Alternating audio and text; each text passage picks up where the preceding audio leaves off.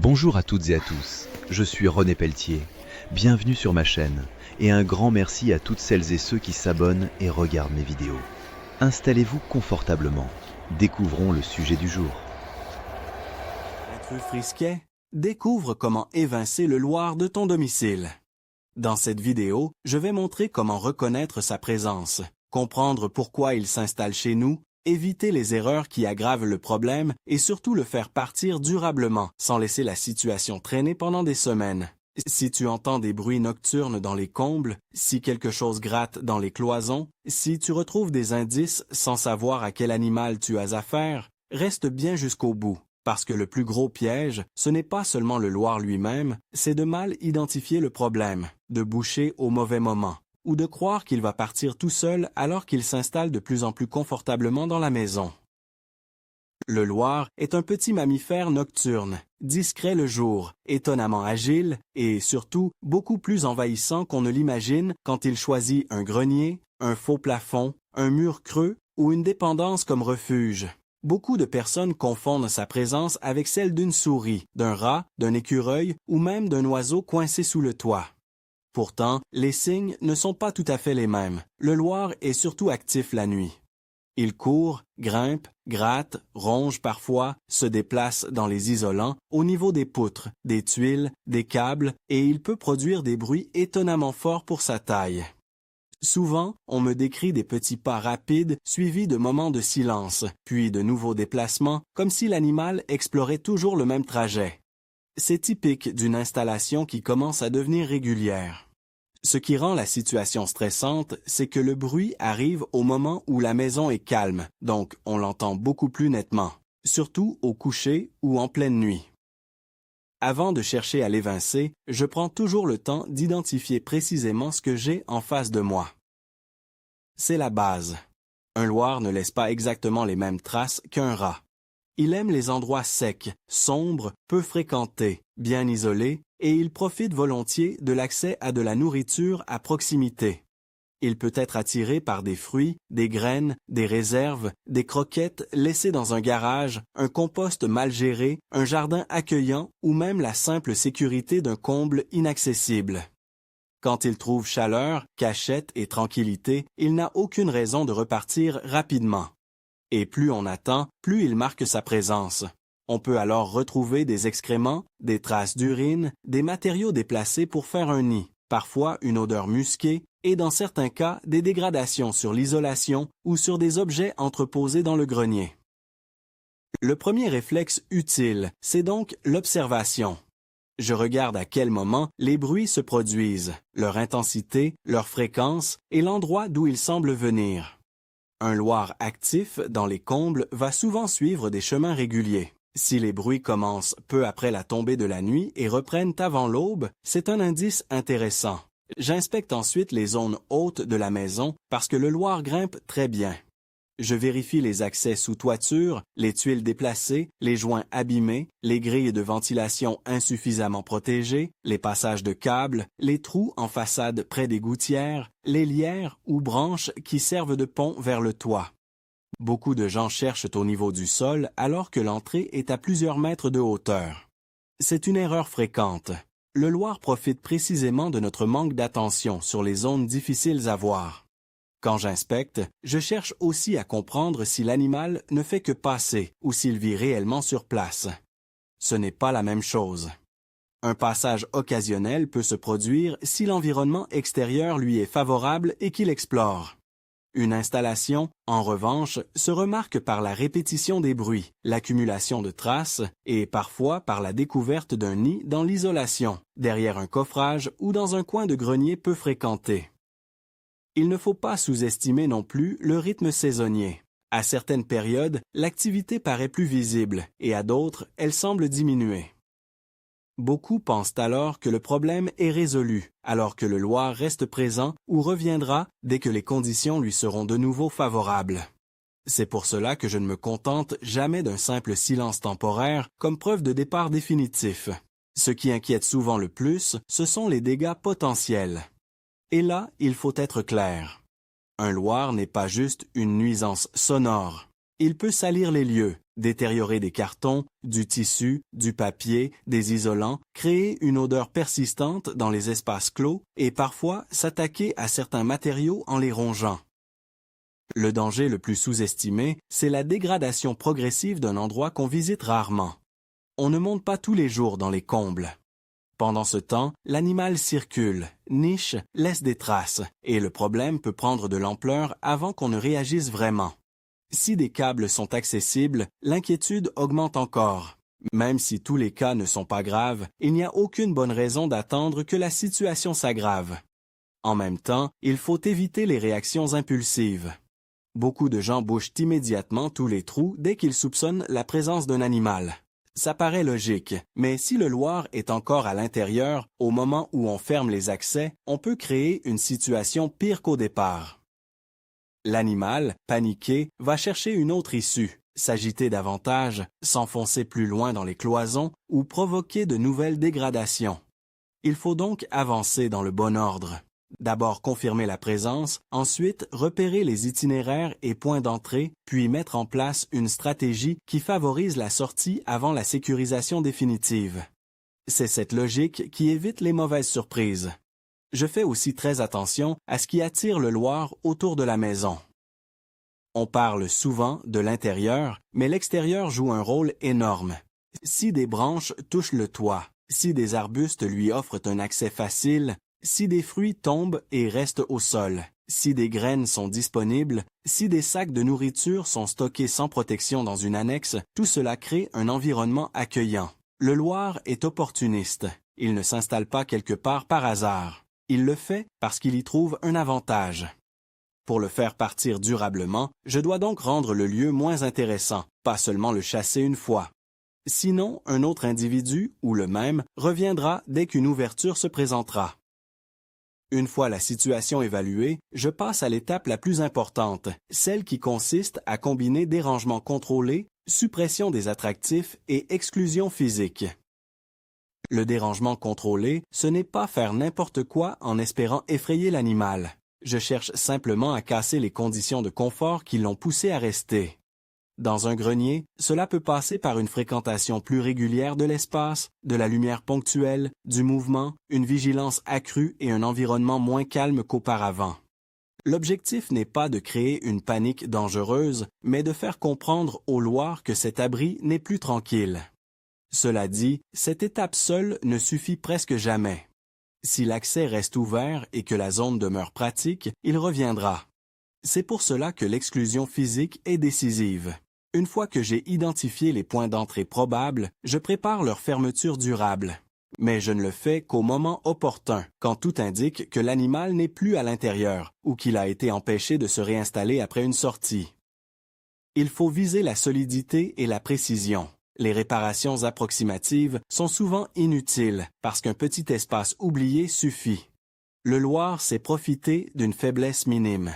Une tuile mal repositionnée, une grille trop fragile, un jour sous toiture, une ouverture autour d'une gaine, et l'effort global est compromis. Je vérifie donc chaque accès, en pensant en 3 dimensions, pas seulement face à moi. Je regarde ce qui est accessible depuis un arbre, une gouttière, un appui de fenêtre, un muret, une poutre extérieure.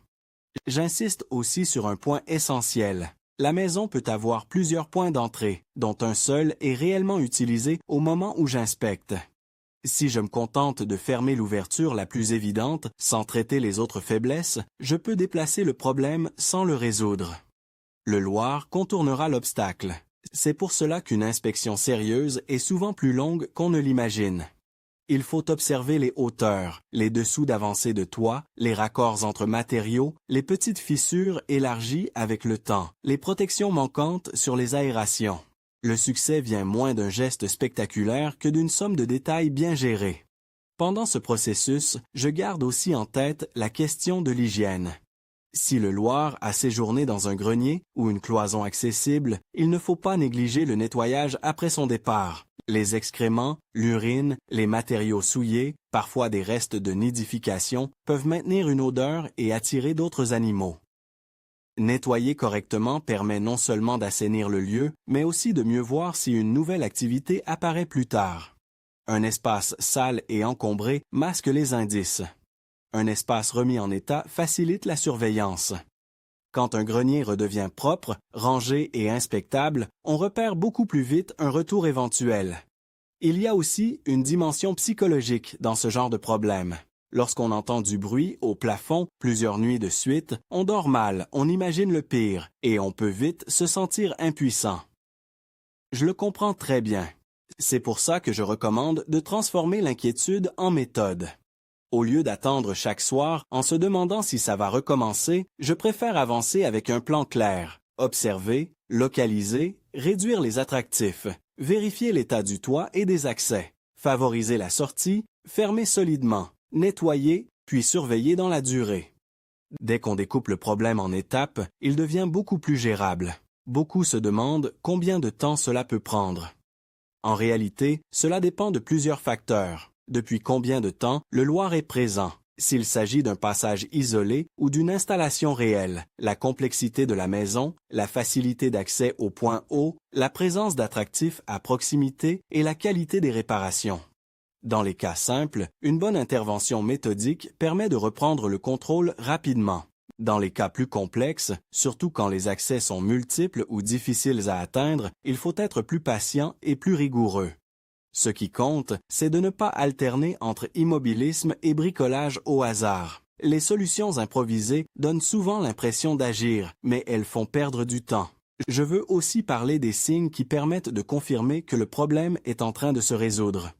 Le premier indicateur, bien sûr, c'est la disparition des bruits aux heures habituelles. Mais je ne m'arrête pas là. Je contrôle aussi l'absence de nouvelles traces, l'état des zones nettoyées, l'absence d'odeurs fraîches, la stabilité des éléments de toiture ou de protection que j'ai remis en état. Si tout reste calme sur une période suffisante et qu'aucun nouvel indice n'apparaît, là, je peux commencer à considérer que l'éviction a fonctionné. La prudence reste utile parce qu'une maison qui a déjà servi de refuge reste potentiellement attractive si l'environnement extérieur n'a pas changé. Justement, la prévention à long terme est ce qui fait toute la différence. Une fois qu'on a vécu une intrusion, on comprend à quel point un entretien régulier évite des mois de désagréments. Je surveille l'état de la toiture, je taille les branches trop proches, je garde les zones de stockage propres, je protège les denrées, j'évite de laisser traîner de quoi nourrir ou abriter un animal, et je contrôle les ouvertures techniques. Les maisons anciennes, les dépendances, les greniers peu visités et les toits complexes demandent une attention particulière. Ce n'est pas de la paranoïa, c'est du bon sens. Plus l'habitat présente d'abris calmes et d'accès discrets, plus il faut être vigilant. Un autre point souvent négligé, c'est la saisonnalité de l'entretien. Beaucoup inspectent leur toiture uniquement après un gros épisode météo ou au moment de travaux visibles. Pourtant, les petites faiblesses apparaissent parfois sans qu'on s'en rende compte. Une grille se dessert, un joint vieillit, une branche pousse, une tuile bouge légèrement. Ce sont des détails presque invisibles depuis le sol, mais très exploitables pour un animal agile. Je conseille donc de ne pas attendre qu'un bruit nocturne nous force à réagir. Une vérification périodique des zones sensibles permet d'anticiper au lieu de subir. Si je devais résumer l'erreur numéro 1, je dirais que c'est de traiter le Loir comme un simple bruit gênant. En réalité, le bruit est seulement le symptôme le plus audible. Le vrai sujet, c'est la faille dans l'habitat et les conditions qui rendent la maison accueillante. Tant qu'on ne corrige pas cela, on reste dans du provisoire. À l'inverse, quand on comprend la logique de l'animal, tout devient plus cohérent. Il cherche un accès discret, une hauteur rassurante, un espace calme, une température supportable, parfois une proximité avec la nourriture. Si je supprime ces avantages et que je sécurise correctement les points d'entrée, je reprends durablement la main. Je sais que certaines personnes espèrent une astuce immédiate, un seul geste miracle qui réglerait tout en une nuit. La réalité est moins spectaculaire, mais plus efficace. Ce qui marche, c'est l'ensemble de la démarche. Il faut accepter de regarder la maison comme le ferait l'animal, de comprendre par où il monte, ce qu'il trouve intéressant, où il se cache et pourquoi il revient. À partir de là, on n'est plus dans la réaction, on est dans la stratégie. Et c'est précisément cette stratégie qui fait la différence entre un simple répit et une solution durable. Il faut également rester attentif aux espaces secondaires. On pense spontanément au grenier principal, mais le Loir peut aussi exploiter une remise, un abri de jardin attenant, un garage avec faux plafond, un vide technique, une avancée de toit ou même une zone derrière un habillage extérieur. Quand je mène une vérification, je ne limite pas mon regard à l'endroit où le bruit a été entendu. Le son se propage parfois de manière trompeuse dans une maison. Ce qu'on croit entendre au-dessus d'une chambre peut venir d'un peu plus loin et résonner à travers la structure. C'est une raison supplémentaire pour procéder avec méthode plutôt qu'avec intuition seule. Je fais aussi attention aux traces indirectes. Par exemple, un animal qui fréquente régulièrement une zone peut laisser apparaître des passages dans la poussière, des matériaux tassés, une isolation aplatie sur certains itinéraires, de petites salissures près d'un accès ou des objets légers déplacés. Ce sont souvent ces micro-indices qui permettent de comprendre le trajet réel. Une fois ce trajet identifié, la logique d'éviction devient beaucoup plus claire. On sait où renforcer la surveillance, où contrôler les sorties possibles et quelles zones sécuriser en priorité. Quand l'intrusion est ancienne, il peut être nécessaire de remettre davantage d'ordre dans les lieux. Un grenier rempli de cartons anciens, de textiles, de papier et d'objets entreposés depuis des années offre à la fois des cachettes et des matériaux pour nidifier. Plus l'espace est encombré, plus il est difficile de vérifier l'ampleur réelle du problème. Réorganiser, dégager les angles, limiter les réserves attractives et stocker proprement, c'est aussi une manière très concrète de rendre la maison moins favorable à ce type d'occupant. Je ne parle pas d'un grand ménage pour le principe, mais d'une action directement utile à la résolution du problème. Enfin, il faut garder une idée simple en tête. L'objectif n'est pas de gagner une bataille contre un bruit, mais de restaurer un habitat sain, calme et protégé. Quand un Loir s'invite chez nous, il révèle presque toujours une combinaison de refuges possibles et d'accès négligés. Plus tôt on le comprend, plus vite on règle la situation. Et surtout, plus on agit proprement, moins on risque les récidives. Si tu retiens l'essentiel de cette vidéo, retiens ceci. Ne panique pas, n'improvise pas, n'enferme pas l'animal par erreur, inspecte méthodiquement, supprime ce qui l'attire, sécurise tous les accès pertinents, nettoie les traces de son passage et continue à surveiller même après le retour au calme. C'est cette approche complète qui permet vraiment d'évincer le Loir de ton domicile et de retrouver des nuits tranquilles sans rester dans le doute à chaque petit craquement du toit.